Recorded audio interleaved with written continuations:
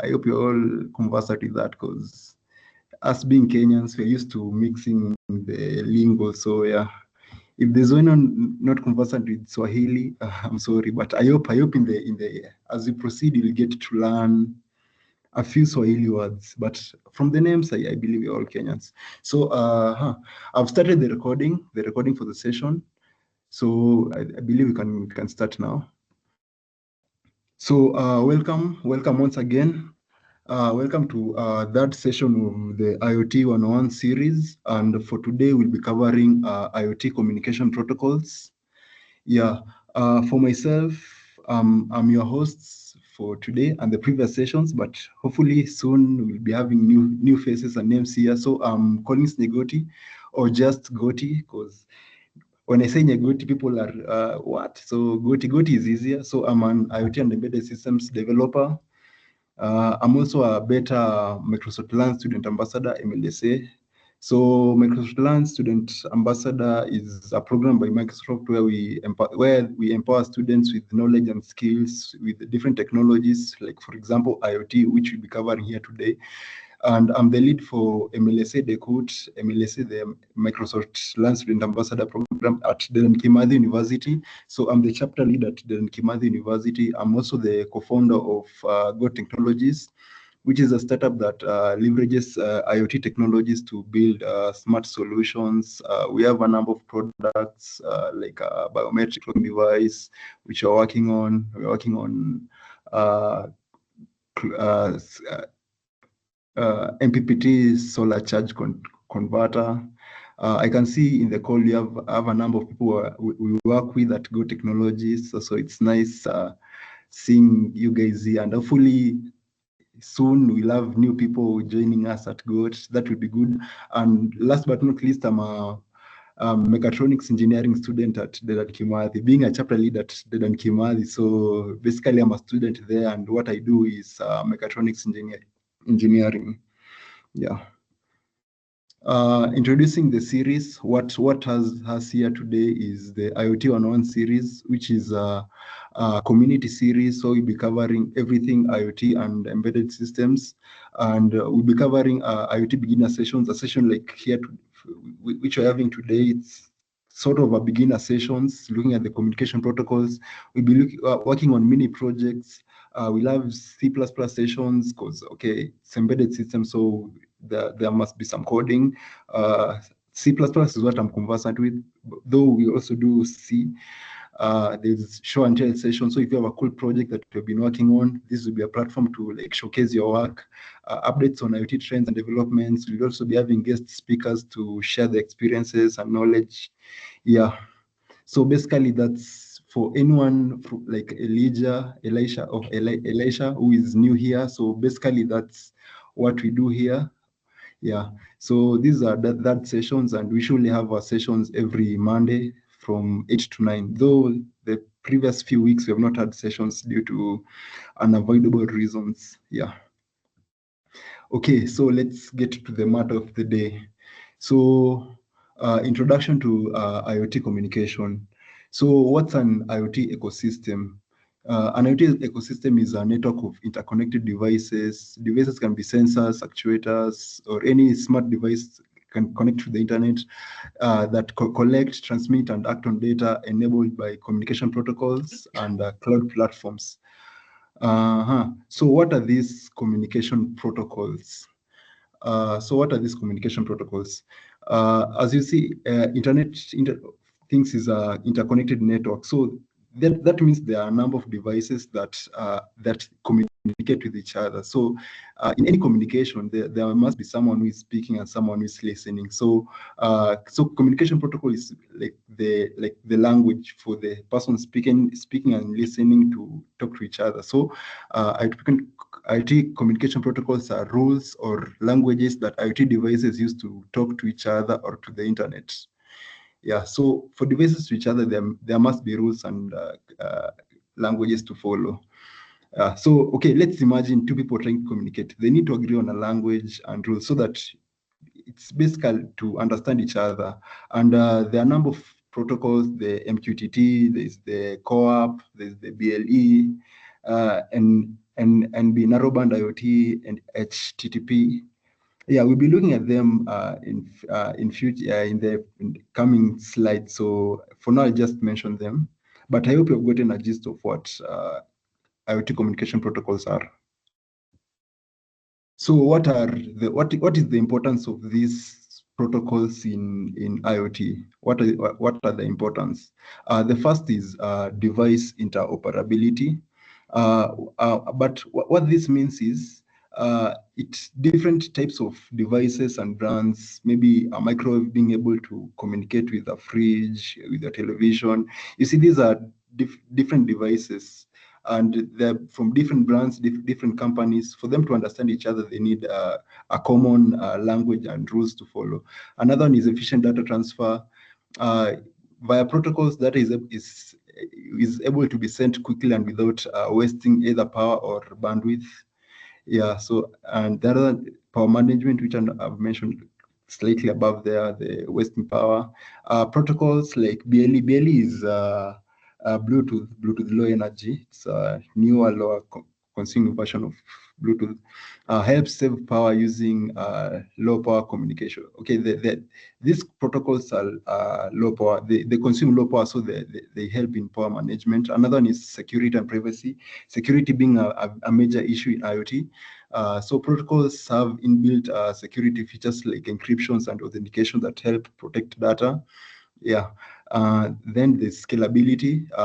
Good protocols allow thousands, even millions of devices to connect. So when choosing a protocol, it must be scalable. It must be enable you to move from 1 devices to 10 devices to 100, etc.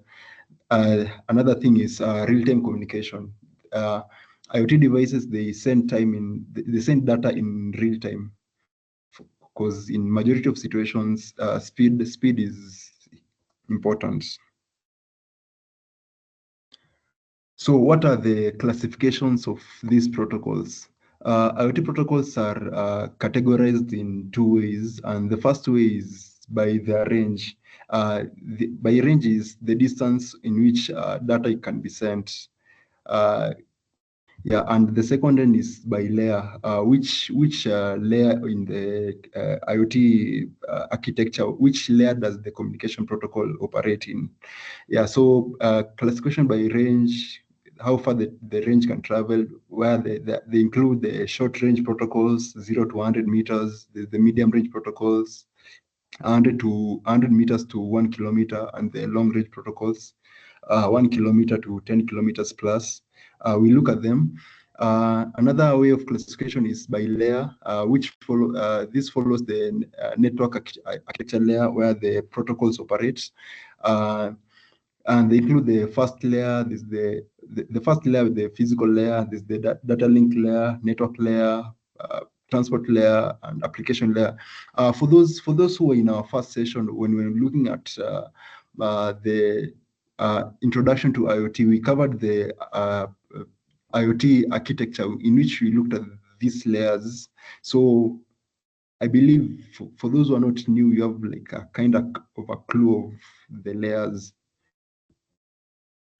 So let's start by the classification by range, and we start by short range protocols. Short range protocols are designed for low power and close proximity communication. From the name itself, that's typically 0 to 100 meters. And these are ideal for smart homes, wearables, and industrial sensors. Because if you look at, okay, because rarely a home can be longer than 100 meters. So yeah, these are used in situations where you don't need to send data far away. Yeah. And their key characteristics are they are low power consuming, they are battery friendly, that being one. They have limited range from the name, up to 100 meters. They use low to moderate data rates, meaning that they're not able to send data at high bandwidth. They're not able to send large amount of data at once. They suitable for small packets, to small like bytes of data. And another thing is secure and lightweight. So common short range IoT protocols are The first one being Bluetooth and BLE. BLE being Bluetooth Low Energy. These are short range wireless protocol that uses short wavelength and ultra high frequency radio waves.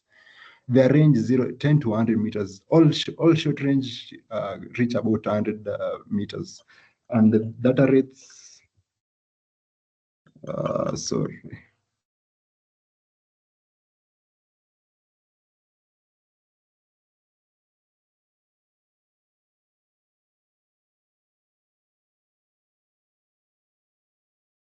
Sorry about that. Something I had to do. The second one is the Zigbee. Zigbee is a low power wireless mesh networking protocol, also designed for short range communication in IoT and smart home devices. Zigbee is majorly used for like smart homes. When I look at the applications, majorly is smart homes, but it can be used for other applications. The range is 10 to 100 meters. A mesh extends coverage. By mesh, it only means that one device sends data to each device has its own radius of coverage, and any device that is within that range, it receives the information, then sends to its own range. So you find that as long as a number of devices are within the transmission radius of another device, they're able to pick data and send to another kind of routing, like creating a route. So that's what mesh networking means. The data rate is 250 kilobytes per second. You can see it's really small. Power use very small, can last years on battery. Yeah. Another short range protocol is the Z-Wave. Z-Wave. This is a communication protocol designed primarily for home automation and smart devices. Though Z-Wave is not that common, not interacted or seen a situation it's used, but it's being used at their range being 30 to 100 meters, data rate 9.6 to 100 kilobytes per second, power use very low, optimized for smart homes. Yeah, use cases, home security and energy management. Another one is the near field communication. Yeah, so wireless communication that allow devices to exchange data over very short distances. This is majorly on phones. A majority of your phones have NFC. If you like scroll to the notification, you see where you can turn on and maybe share data less than 10 centimeters. So you can see it's like an extremely short distance. So it's not ideal for IoT purposes, but there are some situations where you find that it's required. The data rate being 106 to 924 kilobytes kbps, and power consumption being very low. I know you have noticed the majority of them are very low power consumption because the short range IoT protocols, they're low power consuming, majority of them, or if not all. So let's move to the next range, the medium range. This covers distance of 100 meters to 1 kilometer, making them ideal for smart buildings, industrial IoTs, and urban network sensors. These come kind of cut between short range and long range, being they have decent coverage, not that short, not that long. Moderate power consumption. Their power consumption fall slightly higher than long range, but slightly lower slightly higher than short range, slightly lower than long range. On reliable data rates, the characteristics are range 100 meters to 1 kilometer, which is considerate for some projects. Data rate moderate 1 Mbps to 100. Yeah, power use higher than short range and optimized for efficiency. So let's look at examples of medium range protocols. Some of the examples. The first being Wi-Fi. So Wi-Fi anyone here has interacted with Wi-Fi, so I don't know if I need to explain it that much. So it offers fast data transfer and is capable of processing large amount of data. So Wi-Fi has a range of 50 meters indoors and 100 meters outdoors, and this is Wi-Fi. Wi-Fi is usually very like useful because the distance and the strength, because you can see the data rates to 10 Gbps. That's a lot of data. That's a lot of a huge bandwidth. But the trade-off for that is the power use is very high. So it's best for powered devices. So you can see there's like a certain trade-off between the data rate and the power uses. The higher the data rate, the higher the power use. Yeah, so and the next one is for medium range is the low pan, 6 low pan. So low power personal area network. It's the IP6. The IP6 is Internet Protocol version 6. It's normal, just the normal internet, but it's low power personal area network. It's larger than local area network, smaller than. Okay, it's when you look at these things, it's more larger than this, smaller than that. So we are measuring it depending on the range. So yeah, it's enabled by the Internet Protocol version 6, communication over low power, low bandwidth, wireless networks. The range is 100 meters, mesh extends coverage. Data rate is 250 kbps. You can see it's not that high.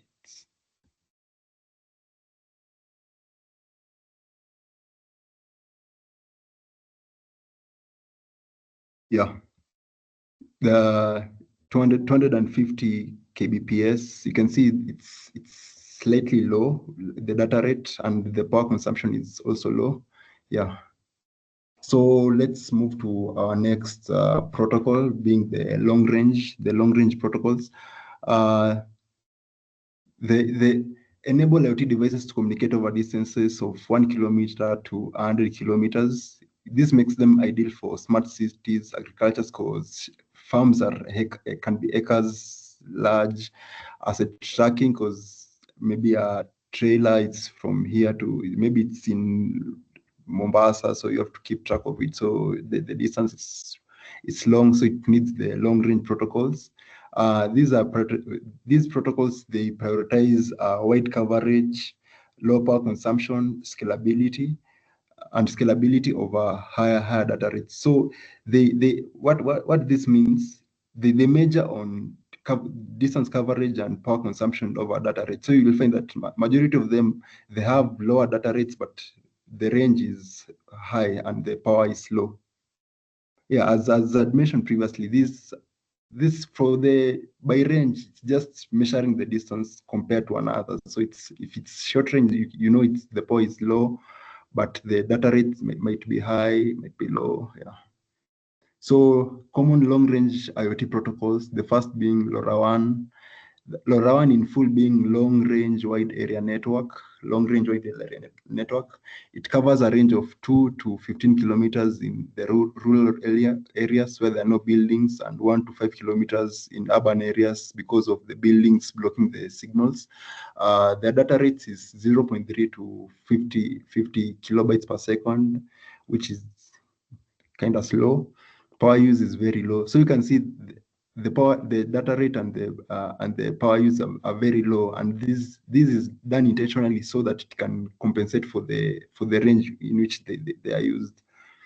The another one is NB IoT, or narrowband IoT. This is more like 5G, the normal cellular internet connectivity, but it's optimized for devices for IoT devices, being scenarios where a device need to communicate over long distance with low data rates and power consumption. Yeah. So, okay, pardon for that. I'm being disturbed with calls here. Okay.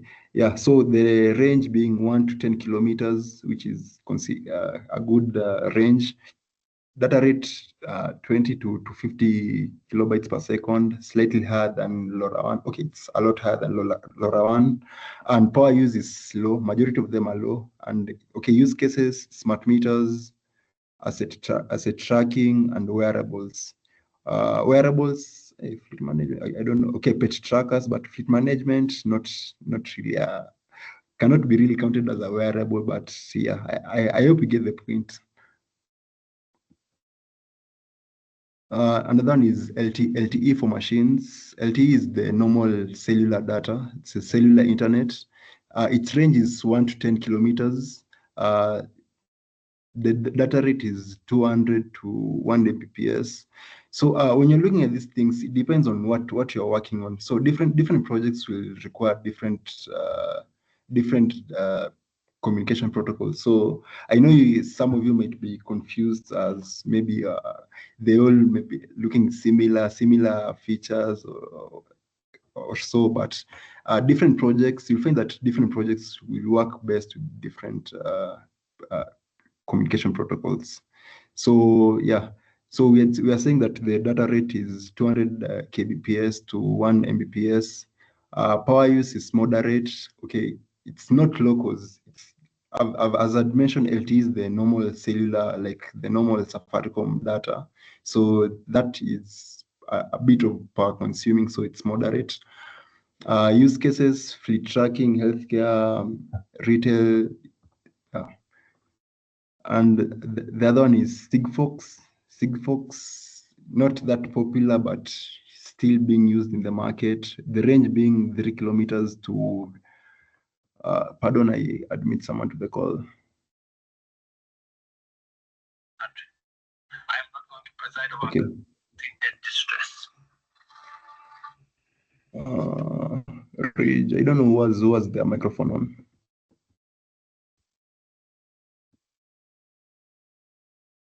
Okay.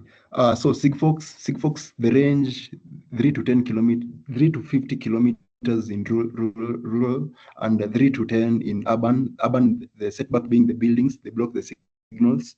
The data rate is 100 BPS, so you can imagine bytes per second. So that's really low.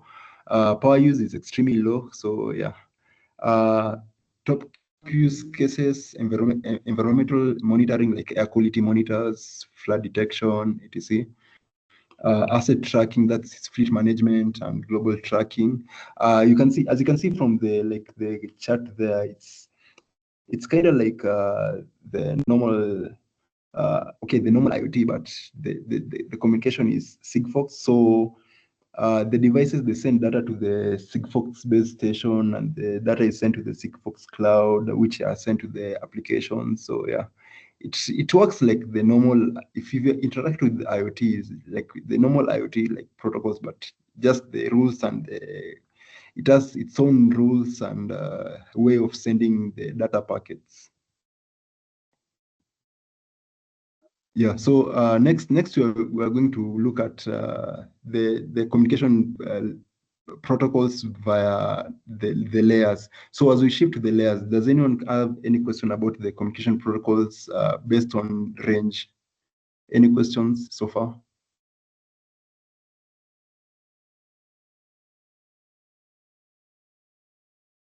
Yeah, some.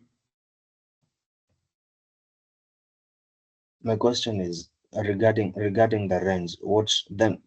Since there are different types of communications with different ranges, so why would you go for a smaller range compared to a wider range? Like, what are the factors that you put into considerations for the different kinds of ranges?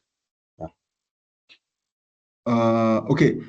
For range, it depends on what you are using it, because okay, there are three types: short range, medium, and long range. So maybe like a smart home, you don't need, as long as your home has internet access to internet, you can send the data directly to the cloud. So you don't really need like the long range communication or a wearable, just like a device to send data to the cloud. So you don't really need a long range communication protocol. But things like, let's say, fleet management, like, or a smart city. A city can be hundreds of kilometers long. So you find like one device is on the east side of the city and another device is on the west side, and they're separated by about 10 kilometers. That's a smart city. So for these devices to communicate, they must send data to each other. So in that situation, a long range communication protocol will be used.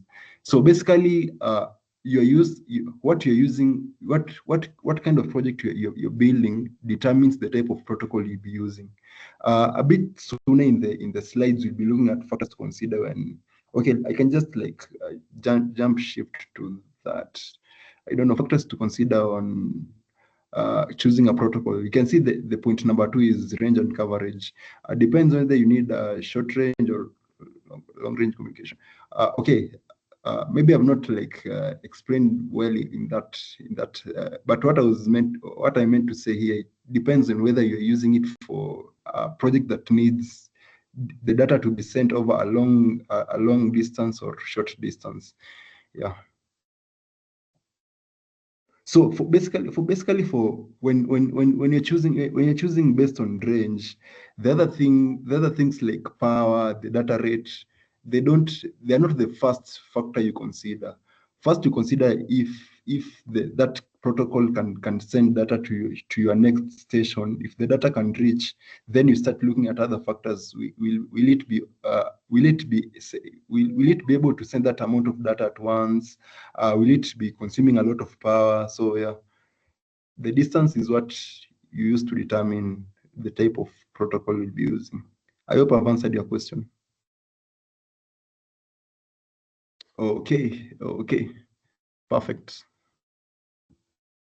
Perfect. So next we'll be moving to the uh, uh, classification by layer, and we'll be starting with the physical layer, which is the lowermost layer. In the physical layer of the OSI is basically the internet model, how the internet works. Yeah, so defines how robits, zeros and one, are transmitted over the physical medium.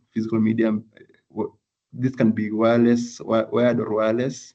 In IoT, this layer determines the signal type, which type of signal will be sending. Is it radio frequency? Is it optical? Is it electrical? The modulation scheme, how will you be modulating? Is it will be data be encoded, etc. The frequency band, the amount of data, yeah.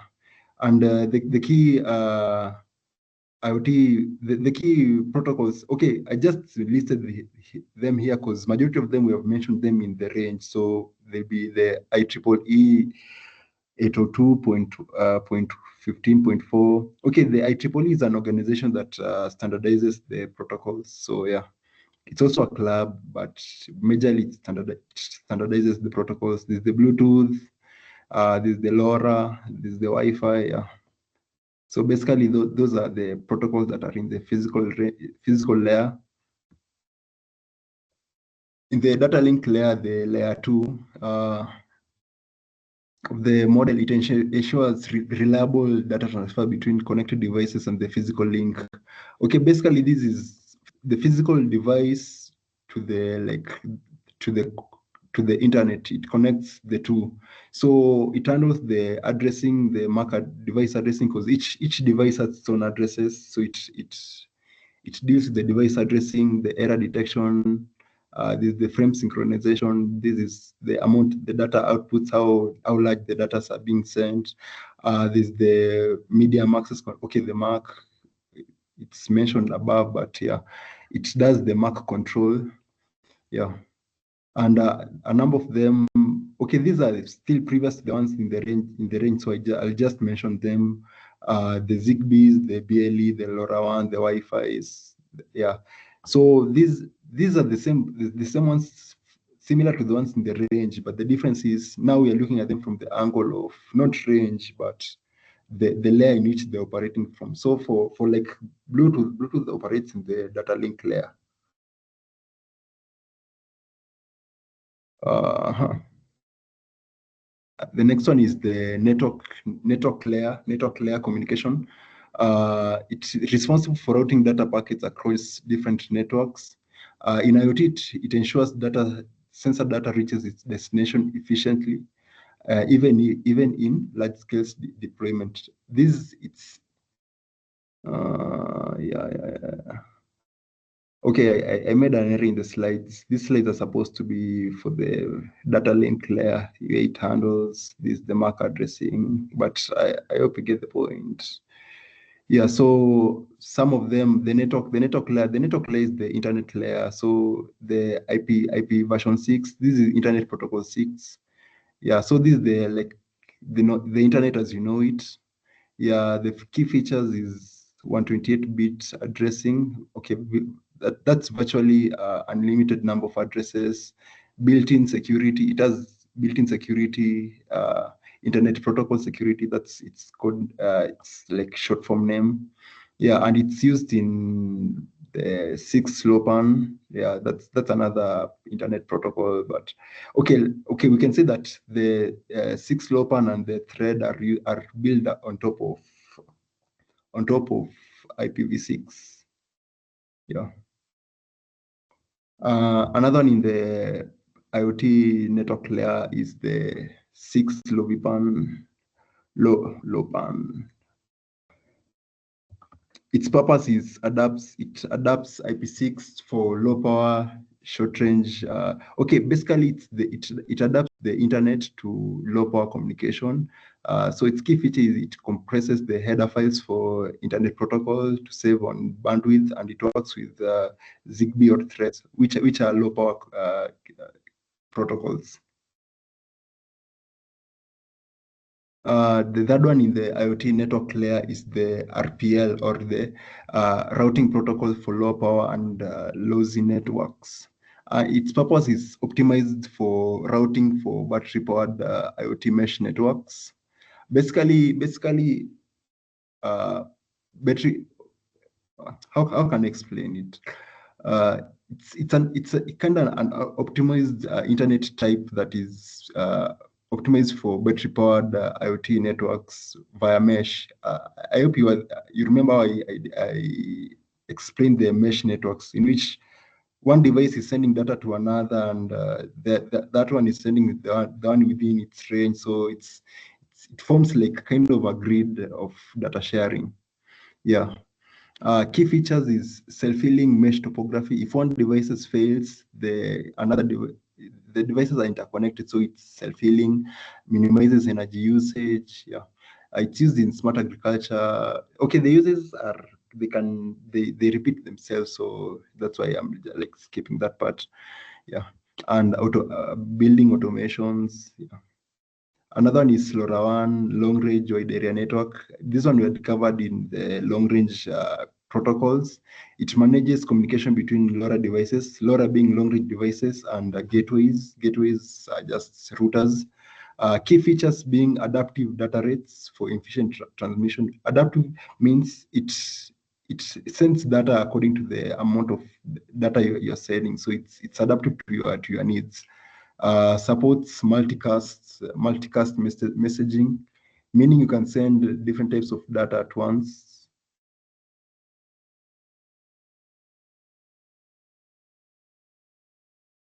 Use cases: smart cities, parking sensors, water metering, etc. Another one is MQTT for sensor networks, MQTT-SN.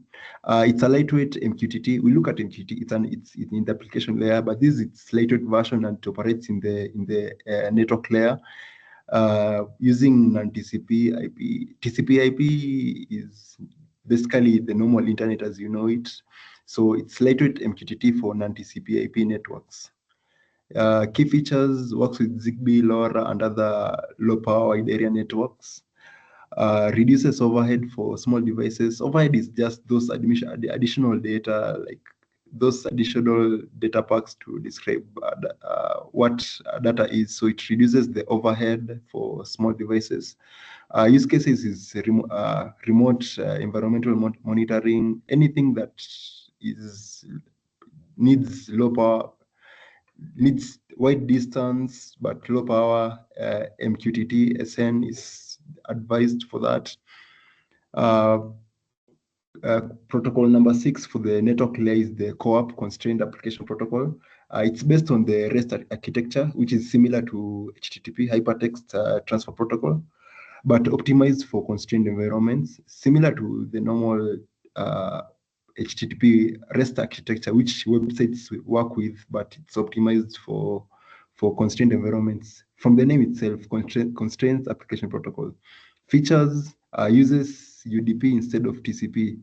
UDP, have we met it yet? Not yet, but UDP is Universal Data Packages, so we'll see it later. So it uses that instead of TCP. TCP is Transmission Control Protocol. This is the normal internet, so it uses that instead of the normal internet. Supports multicasts for group messaging, meaning it can send different data at once. Yeah. Transport layer communication protocols. The transport layer is responsible for delivering data from one device to another across a network. Their jobs are mainly breaking data into smaller pieces for sending, and then it ensures the data reaches the destination correctly, and it manages the speed and efficiency of communication. Yeah, breaking the data, ensuring it reaches the destination correctly, and managing the speed and efficiency. Without the transport layer protocols, your smart devices will lose messages, get confused, or fail to communicate protocols. Basically, these are the protocols that maintain order between your devices. Otherwise, the devices will not know what they are sending their data to, get confused and fail. Yeah, so they maintain the order here. And the first transport layer protocol is the TCP, Transmission Control Protocol. This is the normal internet. The internet is TCP/IP. It's connection oriented, meaning like it ensures, okay, the request response, that way in which, okay, I usually lack words to explain. It's what I can say is it's connection oriented. As long as it ensures there's a connection to be able to send data. As long as there's no connection, data is not sent. So I hope that makes sense. I hope that makes sense. So the features is guarantees on delivery, guarantees in order delivery, retransmits lost packages. That meaning it ensures first it sends data. It ensures all the data has been received. If there are any lost packages, it retransmits those lost packages. So you see that it's very connection oriented. It like makes sure everything is there and working as it should. One thing is high overhead, because of that connection orientedness, it finds itself having a lot of overhead. That means that the data packages might be large, even if you're sending tiny amounts of data, but the data packages might be large. Yeah. IoT use cases, it's used in firmware updates. Yeah, sending updates to devices. It's done via TCP, and it's used also in industrial IoT, in critical machine commands. Critical machine commands are sent. You see, these are things that are critical. You must be sure that the commands have reached the machine where they're supposed to go to. So I hope the connection orientedness part is starting to make sense. Yeah. And the second protocol in the transport layer is the MQTT, the Message Queuing Telemetry Protocol. And this is a lightweight messaging protocol designed for small sensors and mobile devices. It uses the pub-sub model, that publish subscribe model, in which devices just publish data, like they just send data in a particular topic. This protocol usually have topics. So a device creates a topic, then sends data to the topic. Then other devices subscribe to the topic, and so devices that have subscribed to a topic, they're able to receive that data. So basically, that's how MQTT works. Yeah, and it's used in smart home hubs and remote monitoring.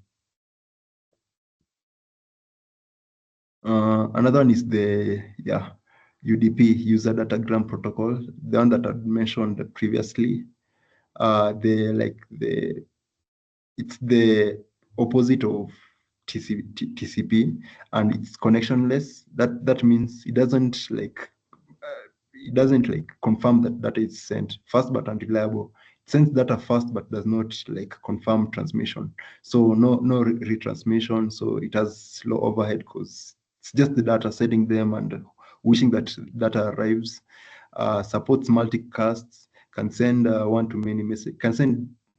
many messages at once. Yeah, so basically that's the user datagram protocol. Yeah, the alternative to TCP. Yeah. Its use cases is the real-time sensor data, sending data like temperature data, yeah, voice and streaming, like sending video feeds from security camera. These are data that you just send them and just hope. In situations that you don't need to confirm that someone has received the data, just transmitting the data. The fourth protocol is the CoAP, the Constrained Application Protocol. I think this you've covered. You've covered in, I don't know in which layer, but I think we covered this. It's a specialized web protocol designed for small IoT devices. CoAP is a lightweight version of HTTP, as I said, the normal websites, but a lightweight version of it, and it's designed specifically for tiny low power devices. Yeah, and its features is it's restful. Restful only just means it works with the request response model. Okay, that's the best way I can explain that. If there's someone from the web development stack, he will explain that better. But the simplest way I can put it is it's the different devices, they send a request, they request data, a certain data type, then another device responds to the request. So that's the restful. Yeah, supports observe mode. Observe mode just receive the data and don't respond. That's the observe mode. It's request response, but observe mode is just the request, no response. The IoT use cases, smart street lightings, and wearables. Yeah. And there's the advanced MQP, advanced message queuing protocols, runs over TCP. It runs above TCP. And it's similar to MQTT, but this one is for enterprise grade, sending a lot of messages at once, 10,000 plus messages. That's queues and transactions. It has high overhead compared to MQTT. It's like an advanced version of MQTT. IoT use cases, financial IoT like ATM networks, factory automation like the robot control. Yeah. So basically, those are the transport network protocols. Next, we look at the application layer protocols. Any questions so far? I'd prefer if it was kind of interactive. If there's a place you haven't understood, okay, because I know sometimes words are not my strong suit. I usually lack words, the best words to explain something sometimes, but yeah, I don't mind explaining something again. Okay, for me personally, this series is like a way of improving my communication skills at the same time, like sharing knowledge. So yeah. I hope you can see the goal from my POV. So the application layer. Okay, so let's continue.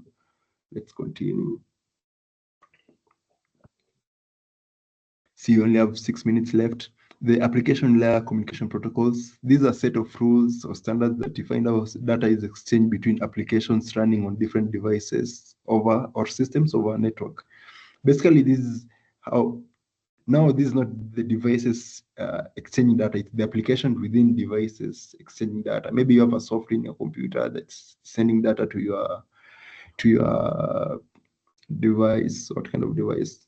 Maybe your smart lighting. You see, so it's an application sending data. It determines how communication between software applications occur and specifies the format of message exchange. Yeah, so it determines how communication will occur and the format in which the messages will be exchanged. And the key features of the application layer protocols are: one, data formatting. It defines how data should be structured when sent over the networks, e.g., headers, payloads. Yeah. The second one being data interpretation ensures both sides, the client and the server side, understand the meaning of the data. Also does error handling. It specifies how errors during communication should be handled. Security provides security mechanisms for encryption, authentication, integrity checking to protect data, because security is key. We don't want anyone picking over our data. And session management. It manages the opening, closing, and maintaining of communication sessions between devices. Yeah, I believe these are self-explanatory from the description themselves, or anyone who hasn't understood those features, I guess not. So let's look at the first application layer protocol, which is hypertext transfer protocol, or hypertext transfer HTTP secured. The S means it's secured. The type is request response. Transport TCP, meaning it works over the internet. Okay, like majority of them. Yeah. Key features: it's RESTful. Yeah, RESTful. Yeah. It was not request response. It was the get, pull, post, pull, put. Yeah. So that is what RESTful means. I'd confused and said request response, but it's the get, put, post, and delete. That's what RESTful does. JSON. Okay, these are the data types you can send: the JSON and the XML payloads. Those are the data types you can send. Use cases: web connected IoT dashboards. If you're working with IoT, situations will come that you need to build a dashboard for your data and your IoT application. So that when you build a dashboard, you'll be using TCP, HTTP. Cloud service integration, the AWS IoT and the Google Cloud IoT. There's the Azure IoT Hub. Yeah. The second is the lightweight M2M, machine to machine. It's used for device management, and the transport type is the co-op constrained application protocol, or UDP. The key features for this is remote device configuration or firmware updates, and standardized object model.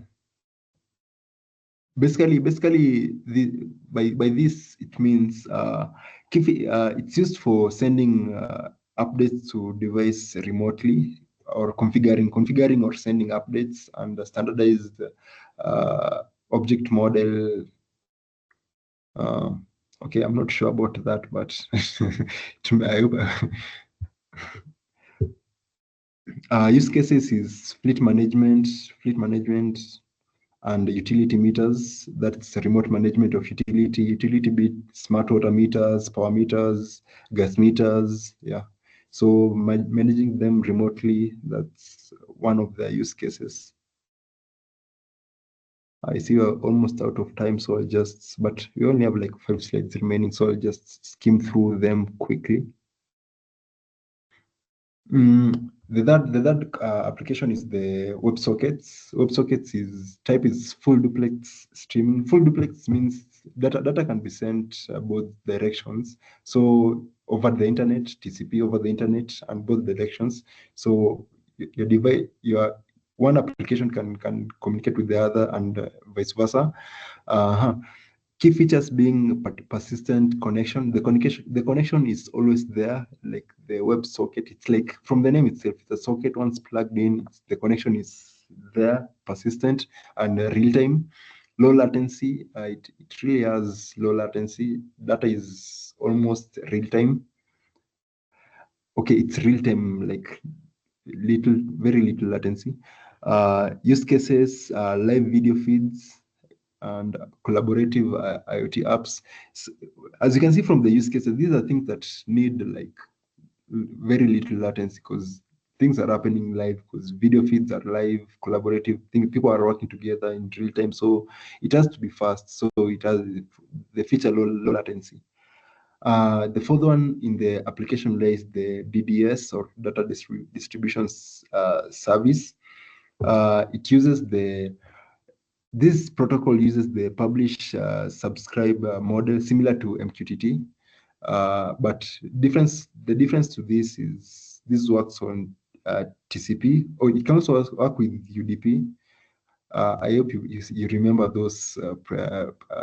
those abbreviations, what they stand for, because we have covered that. The key features being it works in real time. Real time, okay, majority of them work in real time, but this one has microsecond latency. It's decentralized. There's no like central point where the data is being sent or sent, received. It's decentralized. Use cases, autonomous vehicles, V2V communication, in aerospace and defense systems. It's also being used there. Those are the applications. There are also wired communication protocols. The first being Ethernet. Ethernet, I believe a majority of you have interacted with that. It's connecting the IEEE 802.3 standards. Okay, communication technology for connecting devices in local area networks. Devices connect using cables and data is transferred in packets following the IEEE 802.3 standard. That is the normal like internet Wi-Fi. The key features being high speeds, reliable and secure, because due to direct cabling, no one can, okay, someone can tap into the data, but it's secure compared to the others. Easy to scale by just adding more switches. The next one, the wired ones, is the Modbus. Modbus is a communication protocol developed for industrial automations. Devices talk to each other using master-slave format. Master-slave format is one device is sending commands to the others, and the others are listening. So there's one device commanding the others. So that's the master-slave format. Key features is simple and lightweight, widely adopted in industries, supports reading and writing device registers, and it's an open protocol, meaning it's more in the software world. This is the open source. There's no like body like governing the Modbus. It's open, no license fee, no nothing, compared to the others like the Wi-Fi and the Sigfox. Sigfox is a private company. Zigbee is a private company. The IPv6 Wi-Fi, the normal Wi-Fi, they are managed by IEEE. It's the International Electrical and Electronic Engineering Organization. It's a club and an organization that keeps keeps the standards for the other protocols. But for Modbus, it's open. It's open, so there's nobody regulating it. And the other one is CAN bus, Controlled Area Network Bus.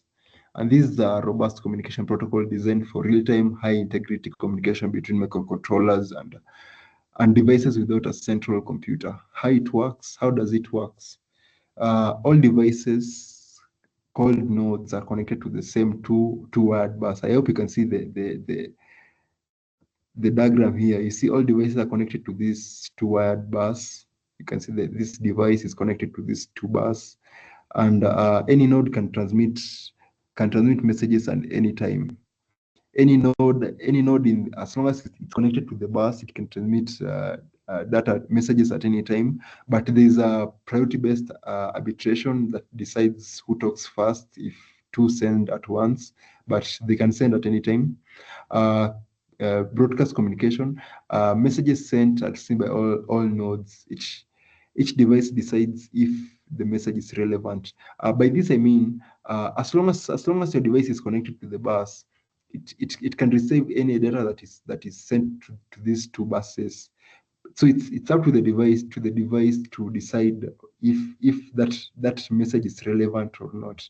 Similar to pub sub, where you just publish your data, then devices which have subscribed are able to receive the data. So for these, all of you receive the data, then it's you it's the device that decides if the data it's relevant or not. I hope that makes sense. Yeah, factors to consider. The first one being power consumption. Protocols like Zigbee, LoRaWAN, and BLE are optimized for low power. They're very low power consuming. Range. So factors you have to consider the range you're sending data, whether it's short range or long range. Yeah, so the range matters. Bandwidth, the amount of data you have to send, because some protocols they can send large, like LoRaWAN cannot send large bandwidths of data, but Wi-Fi can. But yeah, so your bandwidth of data determines the protocol you're using. Another one is latency, depending on the application you're using, real-time or near real-time application, like health monitoring. If you're using for application that needs near real-time application, so you need a protocol that has low latency, like the 5G, Wi-Fi, what was that here? The WebSockets, the name I was looking for, WebSockets. But if latency is not an issue, you can pick any. Scalability, consider how many devices you need to support. Pick protocols that are good in massive IoT development if you're using a huge number of devices. But if it's just 2-3 devices, yeah, any can do. Topology, network topology. Okay, this is if you're let's say you're working in a smart city. So there's something you need to choose: the topology, your network topology, how the devices will be connected. Is it star? By star, it means there's one central device that is sending data to all other devices. And mesh as I'd explained, each device is able to send data to devices within their transmission range. And yeah, and the cycle continues. Point to point is just from device A to device B. Security depends in the confidentiality and the importantness of the data. Okay, majority of data is important, but yeah, security is also a feature you have to consider in choosing your communication protocol. Another thing is interoperability. Yeah, when choosing a protocol, you need to choose a protocol that is widely supported and standardized, like the MQTT, the CoAP, the HTTP, and this will help with integration across platforms, because different devices can be different. So it would be nice if they are interoperable. I don't know if that's a word, but yeah. The last is cost. I know this is self-explanatory. Just work within your budget and device hardware limitations. If a device does not have Bluetooth capabilities, you cannot use BLE protocol as your communication protocol. So you just work with your hardware. Yeah, if your device cannot access the internet, cannot have Wi-Fi, you cannot use Wi-Fi as a communication protocol. So when you're choosing a communication protocol, you work with the hardware limitations of your device. Yep, I guess that's the end of it. 8 minutes past time, but we started 8:12. Yeah, so next we go to the Q&A. Any questions so far? Any part you have not understood? Any part you need like clarification, or any question, anything, any remarks?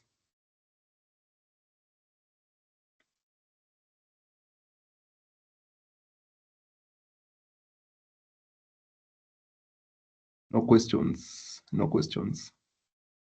Okay, if there are no questions, can I see there's a question from Mark. Mark, you've raised your hand. You can unmute and speak out, or you can just type on the chat. whichever you're comfortable with.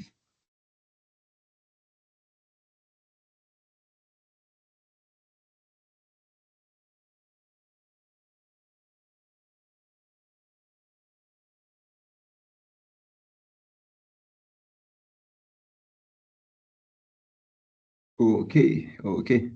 Huh. If there's no question, who can like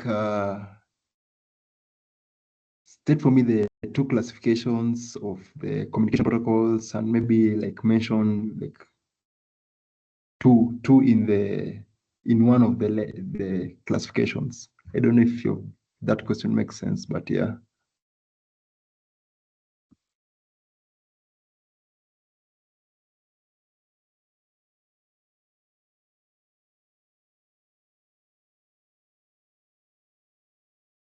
Who can mention the two ways in which communication protocols are classified?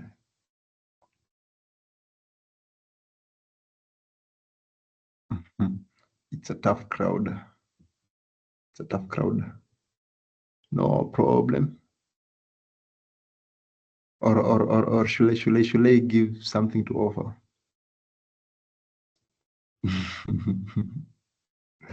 Okay, who wants what's I don't know what's available. Who wants bag? I'm not sure if a bag or a notebook. So either of the two will be available. Anyone who answers the question